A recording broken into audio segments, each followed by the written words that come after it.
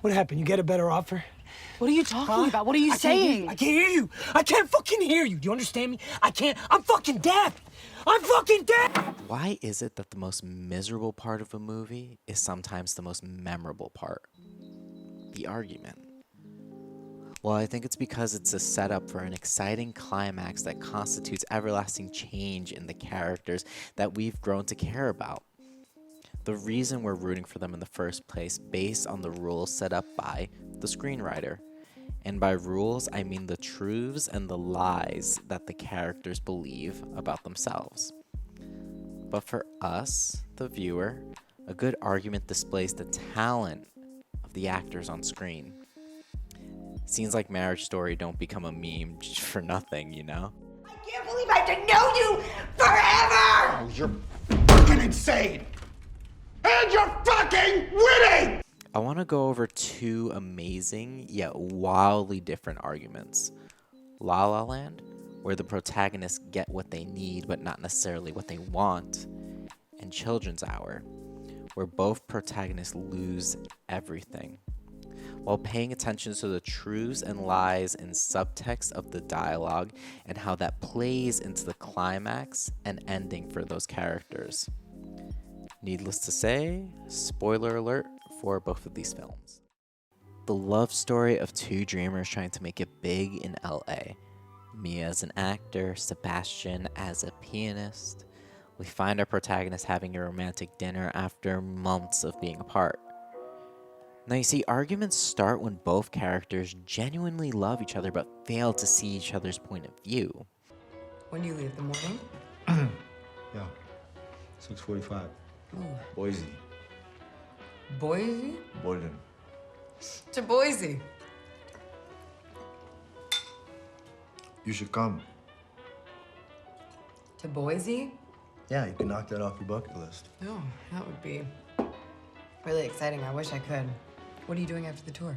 She's distracting Sebastian, so she doesn't have to disappoint him. And it turns into... Come to Boise? Yeah. Because I have to rehearse. Yeah, but can't you rehearse anywhere? Anywhere you are? I mean, I guess. When you finish with the whole tour? But after we finish, we're gonna go record and then we go back on tour. So it's like the long haul. What do you mean the long haul? I mean the long haul, like you're gonna stay in this band for a long time. Do you like the music you're playing? I don't know what it matters. Well, it matters because if you're gonna give up your dream, I think it matters that you like what you're playing. Mia genuinely believes in his dream, but Sebastian doesn't, and vice versa. Now, fundamentally, they're the same character. Big dream, no confidence, pushing each other to this greater ether while trying to maintain this relationship that they have. But with Sebastian's frustrations. Of course, I wanted you to have a steady job so that you could take care of yourself and your life and you could start your club. Yeah, so I'm doing that, so I don't understand. Like, why aren't we celebrating? Why aren't you starting your club? You said yourself no one wants to go to that club. No one wants to go to a club called Chicken on a Stick. So change the name. Well, no one likes jazz. Not even you. I do like jazz now because And of this you. is what I thought you wanted me to do. And him having to let go of his dream to please Mia by being in this band that he doesn't even like, he takes out his failures on her. People love what other people are passionate about. You remind people of what they Not forgot. in my experience. Since when do Just you 'cause I don't care enjoy about it doesn't being matter. liked? Why do you care so much about being liked? You're an actress. What are you talking about? When a character pushes another character to be their best selves, it could cause them to inflict their own personal trauma on each other. Now, this isn't a reflection of the relationship, it's a reflection of themselves. Mia knows Sebastian is more than just a band pianist, just like Sebastian knows that Mia is an amazing actor. And although they've caused each other such great pain, this climactic point brings them back to the beginning of the scene, where they were genuinely supporting each other in a later scene, where they give their words meaning and action, their true intentions. Sebastian taking Mia to her final audition, the climax, where she gets her shot and becomes a star. Although Sebastian and Mia didn't get what they wanted, a relationship, they got what they needed, their dreams. The story of two teachers who run a successful boarding school in the 1930s, all to have their lives ruined when a vindictive student lies, accusing them both of being lesbians in a time where the courts can ruin your life for your sexual identity. Although Martha and Karen have never been together in that way, they both share a deep love for one another that ends up being the basis of this argument scene. Before this scene, Karen just broke up with her fiancé. You mean he won't be back anymore tonight? He won't be back at all. Karen, what happened? He thought it was true. See, this scene is kind of funny because we progressively find Martha's love for Karen goes beyond her own happiness and her own wants. I don't believe it. I don't believe it. What kind of talk is that? I don't believe it. All right. Well, didn't you tell him, for God's sake? Didn't you tell him it wasn't true? Yes. He didn't believe you? I guess he believed me.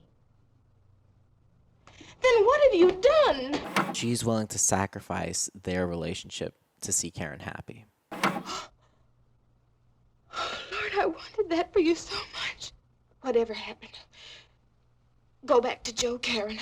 It's too much for you this way. She's trying to take the conversation away from herself and her feelings. Let's pack and get out of here. Let's take the train tomorrow. The train to where? I don't know. There must be some place we can go. I don't know where it is. They know about us. We've been famous. The conversation is getting back to their relationship, but Martha knows that they can't be together in the way that she truly wants. We've been close to each other. Of course, I've loved you like a friend.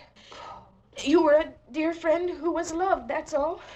Certainly there can be nothing wrong with that. It's perfectly natural that I should be fond of you. Why, we've known each other since we were 17, and I always thought that... Why are you saying all of this? She's partly lying to protect Karen until... Listen to me! I have loved you the way they said. the truth comes out. And instead of consoling her in her misunderstanding, Karen does the only thing that she knows how. Stop it, Martha. Stop this crazy talk. Talk down to Martha like she's a child. You're afraid of hearing it, but I'm more afraid than you. I won't listen to you. No, you've got to know. I've got to tell you I can't keep it to myself any longer. I'm guilty. You're guilty of nothing. I've never loved a man. I never knew why before. Maybe it's that. Martha, you're tired and worn out.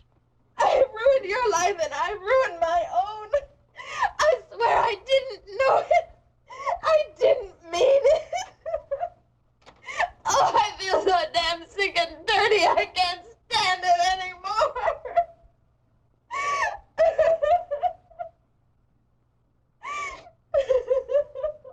And she runs from initial shock, but comes back and listens to someone that she cares about.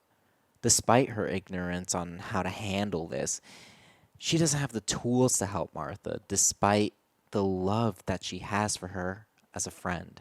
And this argument leads to this final tragic moment.